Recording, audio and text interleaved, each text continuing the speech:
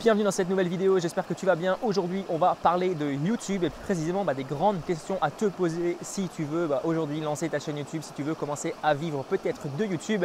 Et on va tout de suite commencer par la première partie de la vidéo qui consiste un peu à te présenter les 4 grands points principaux que tu devras te poser, les 4 grandes questions principales. Et ces 4 grandes questions, je t'invite à les noter dès maintenant. Tu peux prendre un stylo, une feuille de papier, tu peux le noter sur ton téléphone.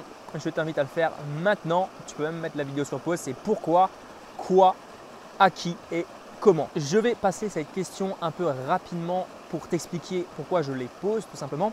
Donc la première question, c'est pourquoi. Déjà, avant de te lancer sur une thématique en particulier, sur YouTube, sur un blog, il faut que tu saches pourquoi tu le fais. Pourquoi aujourd'hui tu as décidé de lancer ta chaîne YouTube? Est-ce que c'est pour en vivre?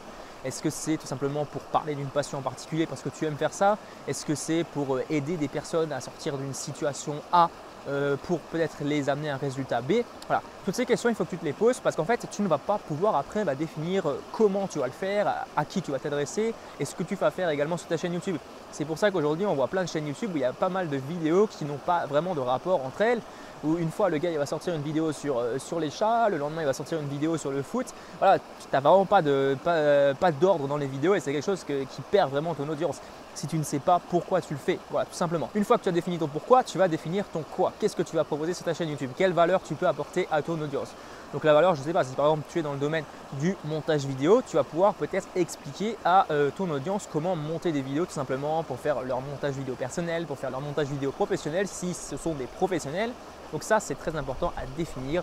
Donc qu'est-ce que tu vas faire sur ta chaîne YouTube? Je pense que tu comprends. Si tu te lances sur une chaîne YouTube et que tu ne sais pas ce que tu vas faire dessus, ça risque d'être compliqué de tenir sur la durée. Ensuite, troisième chose, à qui tu vas adresser ta chaîne YouTube. Il faut que tu définisses vraiment ton public cible. Donc ça veut dire tu vas prendre une feuille de papier et tu vas noter carrément le nom de la personne, son âge, ses passions, ses hobbies, ce qu'il aime faire. Donc c'est quelque chose qui est assez, c'est assez vague en général, hein. Tu ne peux pas vraiment dresser de portrait vraiment précis. Alors le plus précis c'est mieux, le plus précis possible, mais tu ne peux pas vraiment avoir le portrait type.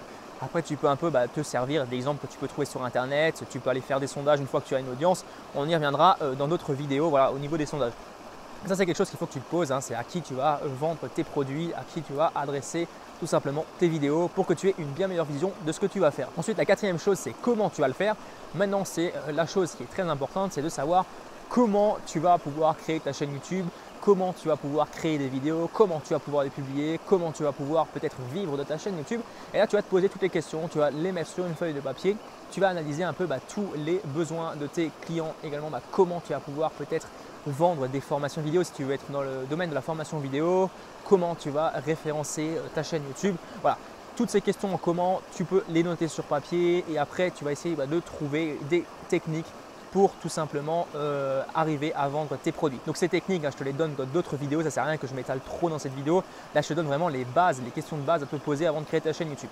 Ensuite, donc deuxième partie de la vidéo, c'est tout simplement de trouver un nom de chaîne YouTube. Donc une fois que tu as tout défini ça, tu sais un peu de quoi tu vas parler. Et ça, c'est important parce que si tu ne sais pas encore de quoi tu vas parler, ça va être difficile de trouver un nom de chaîne YouTube, sauf si tu utilises la deuxième option qu'on verra juste après.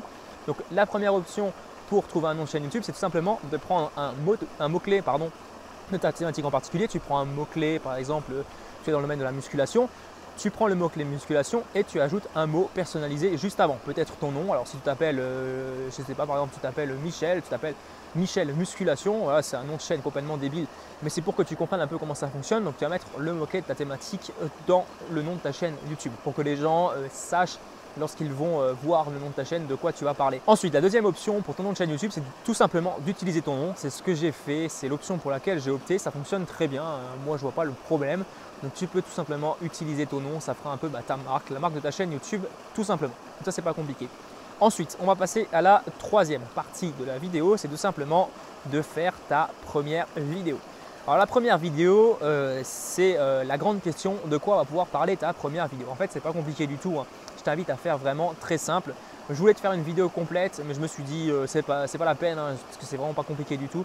Je vais te donner les grands points de ta première vidéo. Je te rassure, hein, lorsque j'ai lancé ma chaîne YouTube, je ne l'ai pas fait. Je n'avais pas fait ma première vidéo comme ça. Je t'invite à ne pas faire la même erreur que moi, histoire que les gens comprennent vraiment de quoi tu vas pouvoir leur parler sur cette chaîne YouTube, tout simplement. Donc la première chose, tu vas parler de ton parcours. Donc le parcours en rapport par contre avec ta thématique.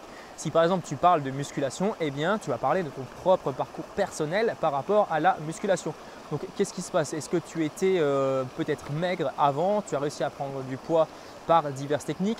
Est-ce que tu as peut-être perdu du poids au cours des 5 dernières années? Voilà, il faut que tu parles vraiment de ce parcours, de toutes les choses qui l'ont le plus marqué pour essayer d'inspirer un maximum ton audience et pour qu'elle sache également à qui elle a affaire, tout simplement, que ton audience sache qui leur parle. Ensuite, deuxième chose, c'est de présenter la valeur que tu peux apporter à ton audience.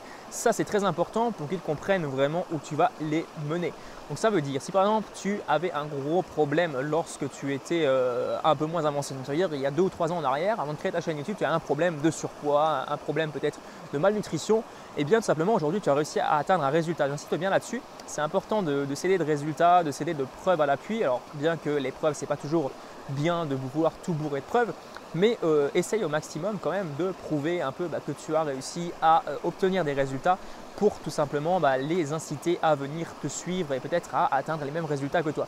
Donc tu vas présenter un peu tous ces résultats, ce que tu peux leur apporter à eux également s'ils se trouvent dans la même situation dans laquelle tu étais il y a 2 ans. Et de cette manière, tu vas voir que ton audience va vraiment se fidéliser. Alors bien sûr, ce n'est pas dès la première vidéo. La première vidéo, en règle générale, elle ne va pas être vue.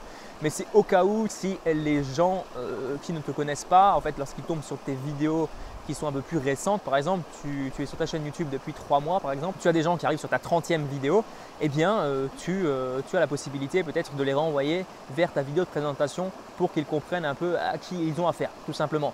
Ensuite, troisième chose, alors je ne sais plus où j'en suis, c'est pas grave.